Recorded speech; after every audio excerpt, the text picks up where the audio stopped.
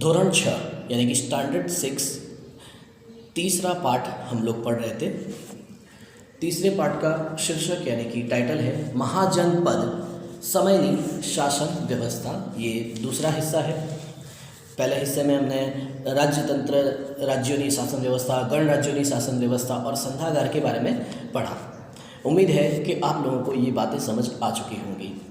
इस वीडियो में हमें गणराज्य समय में समाज जीवन यानी समाज में जीवन किस तरह से व्यतीत होता था, लोग किस तरह से जीते थे, क्या खाते थे और किस तरह से अपना जो है घर बार चलाते थे और अपनी रोज़मर्रा की लाइफ जीते थे, ये बात हम यहाँ पर देखेंगे कि पुरातत्व विभाग द्वारा खुद काम करता जाणवा मड़ेल छे के। ये हम जानते हैं कि पुरातत्व विभाग के जो लोग हैं वो खुद काम करते हैं। उसके बाद में ही पता चलता है कि पहले के ज़माने में लोग क्या थे, कैसे थे, क्या करते थे, क्या यूज़ करते थे। तो आज समय लोगों सादा घरों में रहता था, यानी इनके जो घर थे पहले के ज़माने के जो लोग होंगे वो बिल्कुल सीधे साधे से थे। मेवासी अनेक अन्य लोगों पशुओं ने पालता था। तो जैसे आज जो कुछ लोग अपने जो जानवरों को पालते हैं, तो वैसे मेवासी करके लोग थे, वो जानवरों को पालते पोसते थे। आज समय यानी उस समय घऊं, चोखा, जव, शेड़ी, तल, सरसों, कठोर जेवा पाको थता था। तो ये जो पाक अनाज जो आज हम लोग यूज़ करते हैं, तो उस ज़माने में जो मैंने अभी आपको बताया वो सारे पाक अनाज यूज़ होते थे। लोगों माटीना वासणों उपयोग विशेष प्रमाण में करता हशे, कारण के पुरातत्व विभाग ने आवा કેટલાક माटीना वासणों खुद काम दरमियान मળી આવ્યા છે। क्योंकि वहाँ पर जो जांच पड़ताल हुई, जो वहाँ पे मिले पुरातत्व विभाग को मिट्टी के बर्तन ज़्यादा मिले, तो इस बात से इन्होंने अनुमान लगाया, अंदाज़ा लगाया और कहा कि उस ज़माने में मिट्टी के बर्तनों का ज़्यादा इस्तेमाल होता था। जैसे आज हम लोग करते हैं कोई जर्मन के, स्टील के या अलग अलग धातुओं के जो हम लोग यूज़ करते हैं बर्तन, तो पहले के ज़माने में जो बर्तन हुआ करते थे वो ज़्यादातर मिट्टी के बर्तन यूज़ होते थे। और मैं तो कहता हूँ कि आज की तारीख में भी मिट्टी के बर्तनों का इस्तेमाल ही होना चाहिए। तो आ समय में माटीना કેટલાક વાસણો ઉપર ચિત્રકામ થયેલ જોવા મળે છે। यानी जो मिट्टी के बर्तन थे उस पर कोई ना कोई पेंटिंग की जाती थी, ड्राइंग करते थे ये लोग। तो आवा चित्रांकन करेल पात्र ने चित्रित धूसर पात्र कहेवामां आवतुं, यानी वो जो चित्रित यानी जो जिसके ऊपर ड्राइंग की जाती थी, पेंटिंग की जाती थी, उसको धूसर पात्र कहते थे। ये एक नाम है।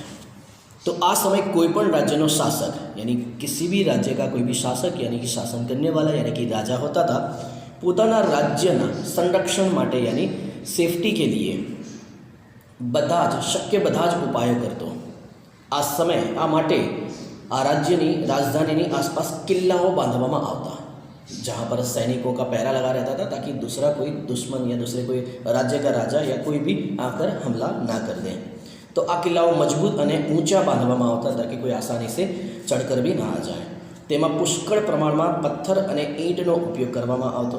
अलाहाबादथी मळेल ईंटनी दीवाल आश्रे 2500 वर्ष पहलानी गणाय छे, यानी 2500 साल पुरानी ईंटें वहाँ पर मिली हैं।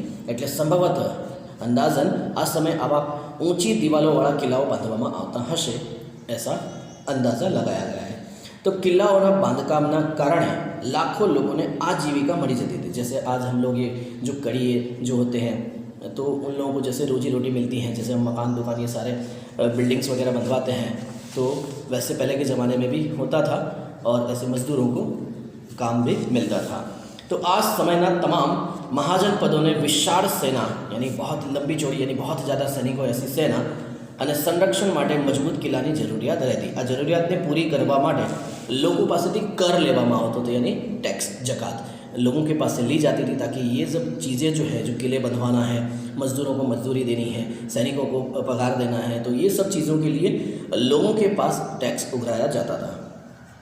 और ये जितना भी टैक्स था, खेतीना पाक पर छठो भाग खेडूतो राजकोष में आपता, यानी राजकोष यानी राजा का खजाना। जो राज्य के खजाने जो होते हैं वो राज्य की सेवा के लिए, इमरजेंसी के लिए संभाल के रखे जाते हैं। जो पैसे, जो अनाज, जो जर वगैरह, जो गहने वगैरह होते हैं, ये प्रजा के पास से ले करके और राजा के पास जो भी होता है वो सारे राजकोष में जमा करते हैं, ताकि इमरजेंसी में उन्हीं को काम में आए। तो कारीगर वर्ग एक मास में एक दिवस राज्य ने काम करी आपतो, यानी एक मास यानी पूरे एक महीने में एक दिन काम वो राज्य के लिए करता। कोई भी कारीगर होता, कोई भी वर्कर होता। पशुपालकों यानी जो लोग जानवरों को पालते थे, वो लोग करना भाग रूपे यानी टैक्स के हिस्से में पशुओं आपता, यानी अपने जानवर देते। व्यापारीओ सामानना खरीदी वेचाण पर કર આપતા હતા. તો મહાજનપદોના સમયકાળમાં ખેતીમાં થોડું ઘણું પરિवर्तन જોવા મળે છે અને ખેતીबाड़ी में थोड़ा बहुत आपको चेंजेस दिखेगा. जैसे कि ખેડકામમાં વપરાતા હળમાં હવે લોખંડની કોષનો ઉપયોગ થવા લાગ્યો. આથી ખેતીમાં સુધાર થવા લાગ્યો. તો ખેડ ઊંડાણથી थी यानी गहराई में जाकर होती. परिणाम में वावेलो पाक सारी रीते उगी जातो यानी गहराई में जाकर ये खोद के लोग बीज बोते थे. इस वजह से जो पाक तो जो अनाज जो भी उगता था वो अच्छे से उगता था. तो आ समयથી बीज आधारित ખેતીમાં પરિવર્તન આવ્યું. હવે છોડના રોપા દ્વારા પણ ખેતી થવા લાગી. હવે पहलाની तुलनाમાં વધારે પ્રમાણમાં છોડનો ઉછેર થવા लाग्यो. तो बस इतनी बातें हमें यहाँ पर समझनी है. और इसके अलावा कुछ खास बातें हमको ये समझनी है कि साम्राज्यની आकांक्षा सेवता राजसत्ताक મહારાજ્યો આવા લોકશાહી ઢબે ચાલતા રાજ્યોની વધતી જતી તાકાતને સહન કરે તેમ નહોતા. महाबलवान वज्जी संघ पर विजय मेळवવો अघरो હતો. जो महाबलवान जो थे जो वज्जी संघ थे जिनका राज चलता था उस पर विजय पाना सभी के लिए मुश्किल था. युद्ध वक्ते गणराज्यों में બધા જ नागरिकों પોતાને सैनिक मानता था और लड़ाई में भाग लेता. ऐसा नहीं है कि सैनिकों को जो जिन लोगों को एज ए सैनिक एज ए सोल्जर अपॉइंट किया जाता था वही लोग युद्ध करने के लिए जाते थे. वहाँ पे ज़रूरत पड़ती थी तो लोग भी वहाँ के जो आम जो नागरिक है वो भी अपने आप को सैनिक मान करके युद्ध लड़ने के लिए पहुँच जाते थे. तो आवा गणराज्यना संघना जुदा जुदा सभ्यों वच्चे राज्य सत्ताना शासकों ने ईर्ष्या फैलावी, कुसंप फैलावी અને लोगों में जलन फैला दिया, आपस में झगड़ा करवा दिया, वैर झेरना बीज वाव्या. तो लोगों के अंदर एक दूसरे के अंदर नफरत फैला दी. आखिर वज्जी संघ बिखरायो. तो ये सब बातें हुई जैसे कुसंप, वेरझेर, ईर्षा. इन सब के हिसाब से जो वज्जी संघ जो महाबलवान था वो आखिरकार अलग हो गया, टूट गया.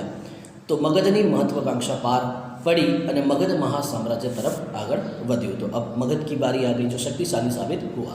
आज पण प्रजातंत्र और राष्ट्र की एकता की बात थाय त्यारे यानी आज भी इस किस्से को हम लोग याद करते हैं त्यारे वज्जी संघना गणराज्यों ने याद करवामां आवे छे. अब कुछ चीज़ें कुछ बातें आपको और एक्स्ट्रा याद रखनी है जैसे कि गण. गण मतलब क्या?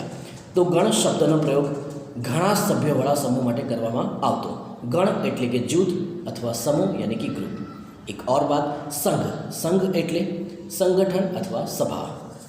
तो ये बातें अगर आपको याद रह गई तो दोस्तों ये पाठ आपके लिए बहुत ही आसान हो जाएगा.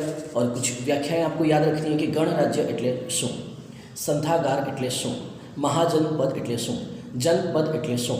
तो इन सभी की जो है संघ राज्य એટલે શું ये सभी की जो व्याख्याएं जो अर्थ है वो सारे के सारे आपको इस पाठ में मिल जाएंगे बिल्कुल आसानी से.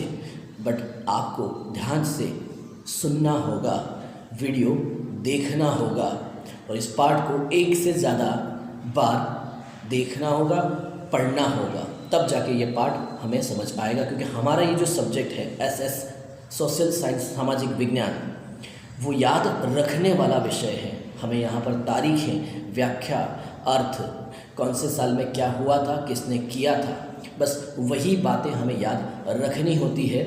और इसके अलावा कुछ भी नहीं. यहाँ पर कोई स्पेलिंग नहीं है, यहाँ पर कोई दाखला नहीं है, यहाँ पर बस याद रखने वाली इतनी ही बातें हैं. तो मुझे उम्मीद है कि आप लोग एक से ज़्यादा बार वीडियो देखोगे और एक से ज़्यादा बार इस पाठ को पढ़ोगे ताकि एग्ज़ाम आपके लिए बहुत ही आसान हो जाए.